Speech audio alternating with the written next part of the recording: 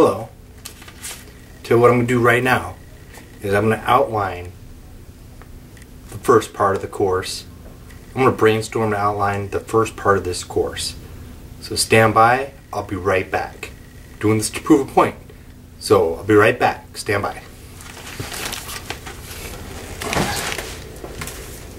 Hello, greetings from undisclosed location. So the reason I just paused the camera was what I did is I took and brainstormed real quick and came up with the introduction to the speech. A speech introduction for this course. I've been teaching people, instructing for the Air Force, talking to groups of people since about 2002. I'm a fairly decent impromptu speaker. So I figured instead of trying to compile information like we normally do for cramforcleps.com, that I'd just build this course myself. And the purpose of it is to help you build confidence for you to go out and take the CLEP test on this subject. And so for a lead-in, an intention step, basically what I did is I built the introduction. Thank you, and talk to you in a minute.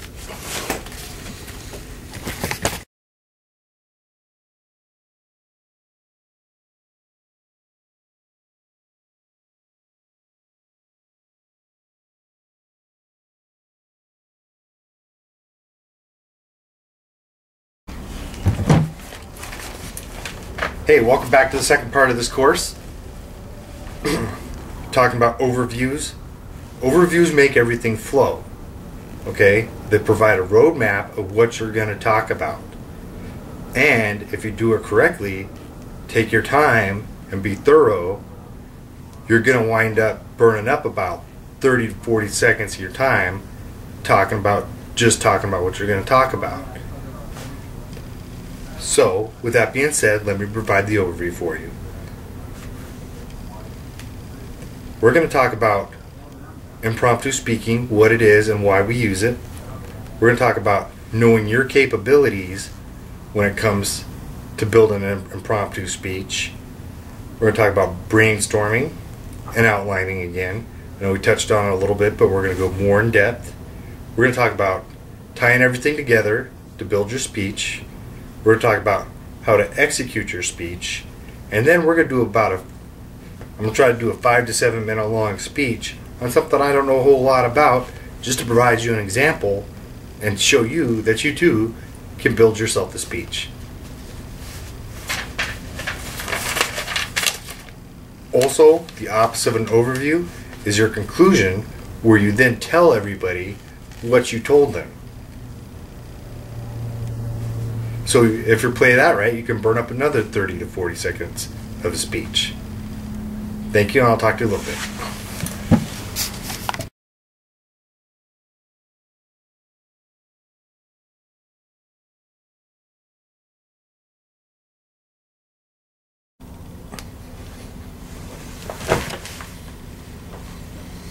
So, impromptu speaking. Right now, I'm impromptu speaking about impromptu speaking. That's pretty crazy, isn't it?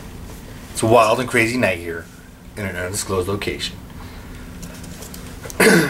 So, our Air Force Tongue and Quill defines impromptu speaking as the highest level of speaking ability because it takes the most skill. Basically what it is it's speaking on the fly like you would in a meeting, or say for example a CLEP test where they just hand you a piece of paper and expect you to go out and knock out a 3, 5, 7 minute long speech on the subject. That's it in a nutshell. Like I said, we're going to try to get you through this, teach you how to do it. Cut.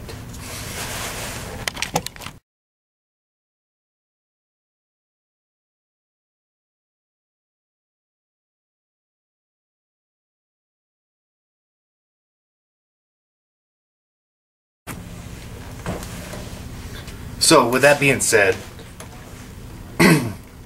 something you got to realize before you go in and try to knock out an impromptu speech is you got two types of people. You got what's called introverts, and you have what's called extroverts. Pretty sure a lot of you guys have heard of this. Figure I'd restate it anyways. Like the quote says in the beginning, you have to know what your capabilities are. So say for example, you're an introvert. You're probably going to be deathly scared of speaking, even to a tape recorder in a pressure situation. On the other hand, you have extroverts. So what extroverts have to watch out for is staying on subject, staying on course for what they're supposed to be talking about, and not going over their time. Extroverts will probably tend to try to overthink it and try to prove how smart they are and try to show off while they're talking. And the downfall is you could try to run off in different directions, which you're not supposed to necessarily go. Introverts, though, are probably going to be really focused on what they're trying to say, because they're meticulous and they're people that are methodical in what they do, while the extroverts like to talk and they find it natural, and as long as they're talking, they may as well go ahead and talk about something else like fly fishing, or the fact that this is the third hat that I've worn while filming this video, not necessarily related to the subject.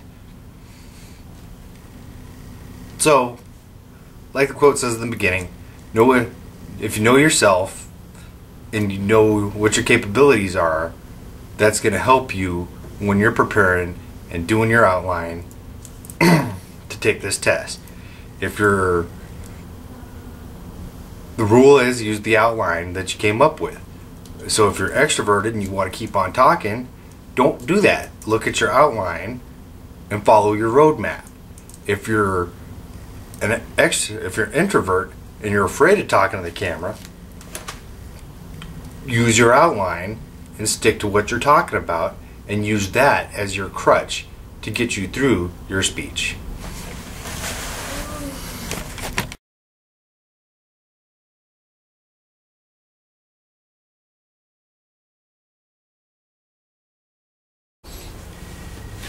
Brainstorming. Brainstorming is where you take all your ideas that you have about this subject and you jot them down. Let me show you.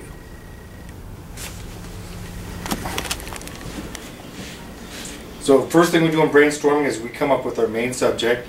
I'm going to do an easy one this time around. I'm going to talk about fly fishing. So after I throw up my main idea down on a piece of paper, I'm going to write down the fact that I'm going to do my introduction, talk about my experience with the subject matter, burn up time like we were talking about earlier. Then I'm going to cover two main points: safety in fly fishing and gear that you need. From these two main points, I'm going to come up with sub-points.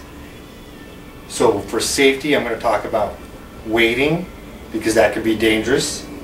I'm talking about having a fishing license, because you can get arrested, and having eye protection, because you don't want to poke out your eye. These are all going to be, you're going to branch all of these off, and then down here you can do the same thing with gear that you need to go fly fishing. We're talking about poles, reels, and lines. And I think that's probably going to chew up my 3 to 5 minutes that I need, because then after that I'm going to do my overview.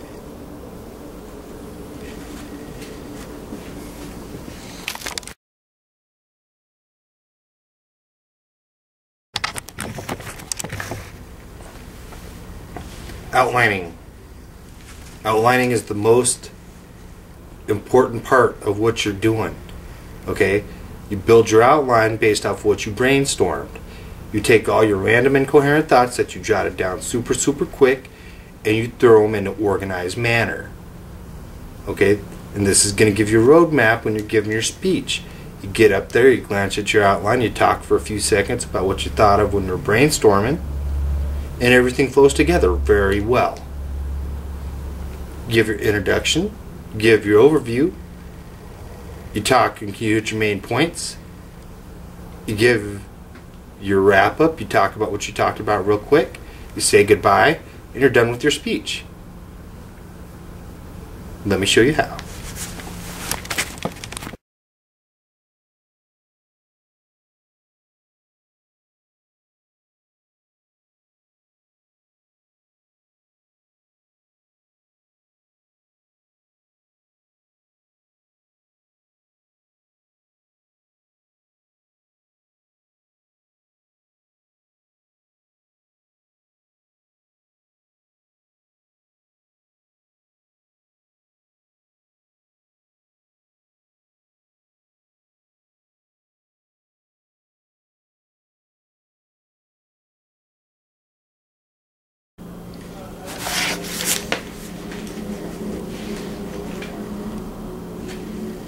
Now, I'm going to give this speech a try. See how it goes. This isn't the Spitfire speech though, because I know a lot about this subject. So, I'm going to try to do this real quick. I'm going to try to keep it under 4 minutes, over 3 minutes, under 4 minutes. Alright? Good afternoon. I'm here today to tell you about fly fishing. I'm going to tell you about my experiences with fly fishing. I'm going to tell you about safety gear you're going to need if you decide to take up the sport, and actual gear you're going to need to start fishing. So my background is I've been fly fishing for roughly 12 years. I'm always out fishing, always out on the river. That's how I really enjoy getting out and being outdoors, and that's how I like to do it. So if you decide that you're going to get in this sport, you're going to need safety gear and you're going to need safety rules. One thing you're going to need is eye protection, because you're flinging a very sharp fish hook around in the air, and the potential that it could hit you in the eye does exist, and you don't want to have loss of eyesight when you're out there trying to have fun. You're going to need to know how to wade and how to wade safely and not wade above your ability. Every year people die, say for example out in the Nisqually River, every year like one person dies trying to wade around because they get stuck in an area where the current was moving faster than they thought it was. Also, you're going to need a fishing license, because it's a very serious offense if you get caught without a license. For an example, some states, they will take everything they consider poaching, and they will take everything on your person, to include your vehicle, if they catch you fishing without a license. So next we're going to talk about gear you need if you decide you want to take up this sport. You're going to need a 5/6 weight rod to start out with. This is what you'd use to fish for trout or bass. You're going to need a 5/6 weight reel that matches the 5/6 weight rod, and you're going to need a fly line that also matches that. So it's basically the three main components you need to get started in this sport. Now, you don't have to go out and spend a lot of money if you don't want to. There is the option to go out and spend $500–600 on a pole and a reel set with a line, or you could go to Walmart and you could get a good starter kit for $30 or $40. So, in conclusion, what I've told you guys about today has been my background with fly fishing, safety gear that you're going to need if you want to get started in the sport, and the actual gear that you're going to need to get out and get started. Thank you. Have a good day. And I'm sitting at 3 minutes and 8 seconds.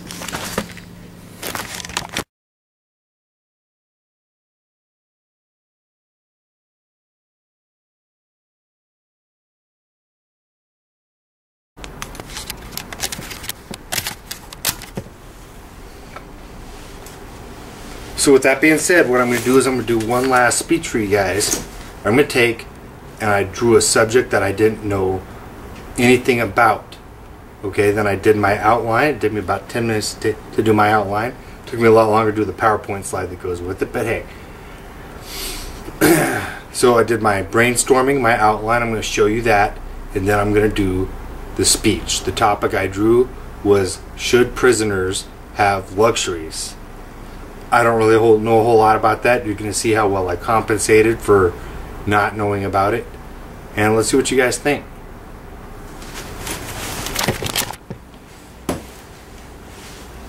Alright, welcome back. So right now, if you were to go on and try to clip this based off everything I taught you, you would fail because there was a couple things I left out. You're going to take the speech on a debatable type subject where you have to take a position and then convince your audience member on what your position is. So part 1, the 84 question test, which will provide you resources to cover. But part 2 requires the students to record an impromptu persuasive speech that is approximately 4 minutes. Speeches that are shorter than 3 minutes or longer than 5 minutes will receive an automatic failure. Speeches are to be recorded on audio cassette tape. Don't even ask me who has those anymore. The Bays Education Center has an audio cassette tape for you. The student will be given a specific topic on which to speak and will have 10 minutes in which to prepare their speech. Reasons for automatic failure are timing, the speech is shorter than 5 minutes or longer, shorter than 3 minutes or longer than 5 minutes, editing, not addressing your topic, failure to take a position, taking several positions, and if you take the examination, you fail, you can retake it in 6 months on a different topic. And then your speech is sent off and graded by a professor. It's graded on structure, delivery, content and supporting material, your effectiveness and persuasiveness, and your language and style.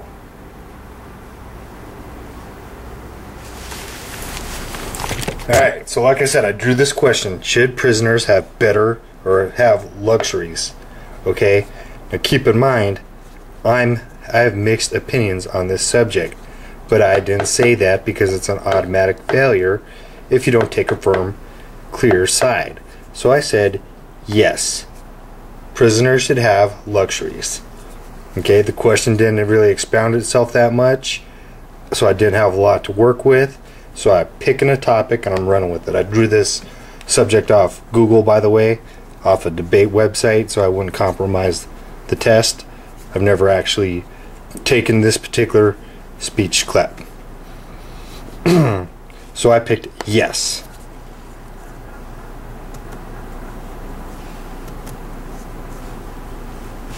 Moving on to my brainstorming. Now I'm going to come up with my main points. Okay? So I'm going to do my intro. I'm going to throw in the fact that over the years I've known people who've gotten out of prison and they were successful when they got out, and kind of try to cite that back to their experience in prison because they did have different luxuries and means to get educations. And then I'm going to talk about the fact that prison, the act of going to prison itself, is the punishment for these individuals. So trying to take away their luxuries is further punishing them when they're going to prison. Then I'm going to talk about better conditions lead to better rehabilitation. So here we're branching out. We got our different sub-thoughts for our different categories. Alright? So like I said, I'm going to talk about the purpose of going into prison is to make criminals pay consequences and remove them from the general populace of society. Up here, this is attached to this thought right here. So I'm going to talk about how it's not our job to punish them more by removing so much of their freedom. Then I'm going to talk about the disadvantages of over-isolation on people and the adverse effects it has on them. That's all going to be for my first main point. Then I'm going to talk about how better conditions enhance rehabilitation, and talk about how more positive social interactions lead for a better experience, which translates better when these individuals get out of prison. And I'm talking about how if they have better learning resources, it's going to lead to an increased chance of successful reintegration into the civilian world.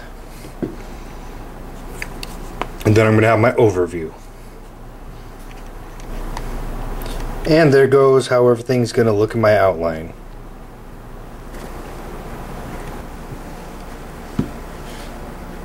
Ready, steady, go. Good afternoon. My name is Tim Bhan, and today I'm here to talk to you about whether or not prisoners should have luxuries or not.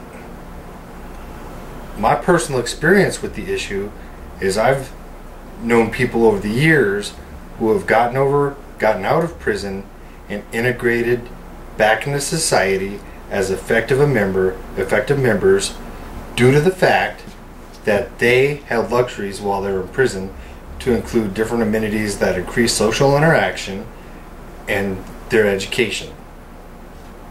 And that's what I'm going to talk today about, is how going to prison is punishment in itself, and the advantages of members having luxuries while they are in prison.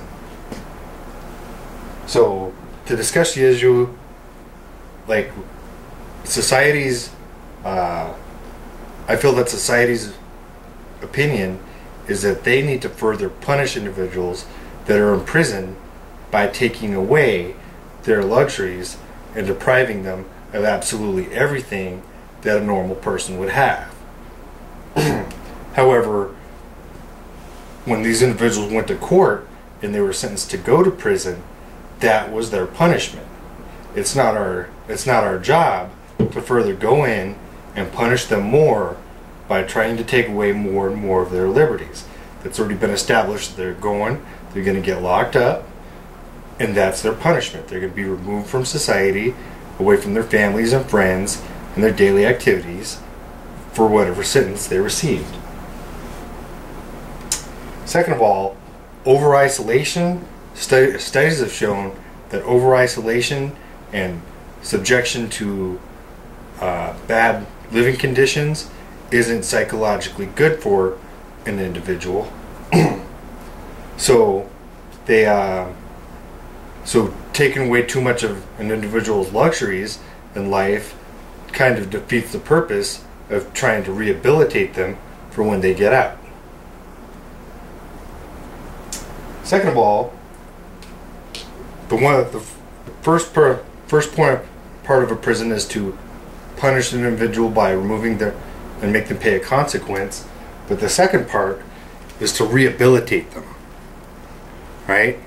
So, if individuals have means and access to get to education, then they're going to be more effective when they go back into the civilian populace. Right?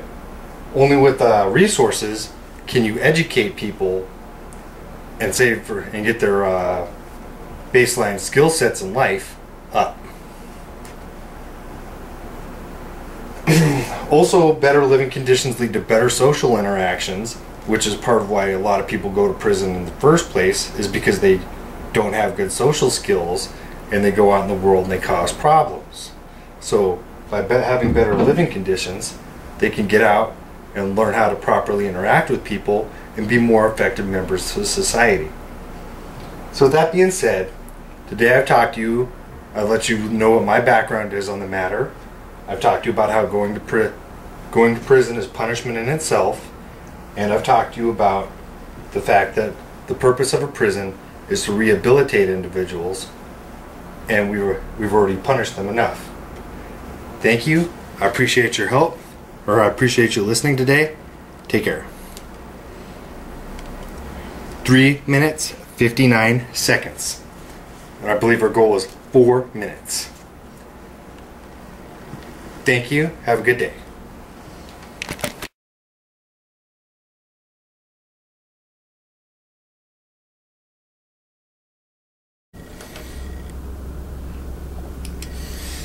Alright, So now it's time for the conclusion. Like we said earlier, right? So today we've talked about overviews,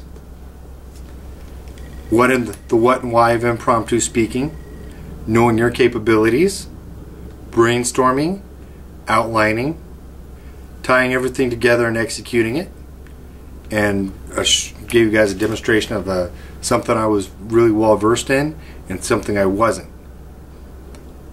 Thank you guys. Thank you guys for using cramforcleps.com. Appreciate your business. Good luck on the test.